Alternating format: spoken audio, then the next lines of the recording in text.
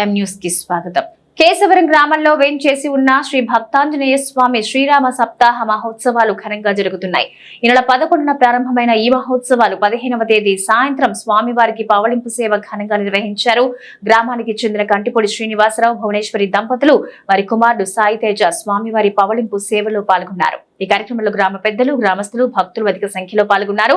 ఈ సందర్భంగా భక్తాంజనేయ స్వామి ఆలయ కమిటీ సభ్యులు మాట్లాడుతూ ఆంజనేయ స్వామి వారి ఉత్సవాలకు సహకరిస్తున్న దాతలు, భక్తులకు కృతజ్ఞతలు తెలియజేశారు.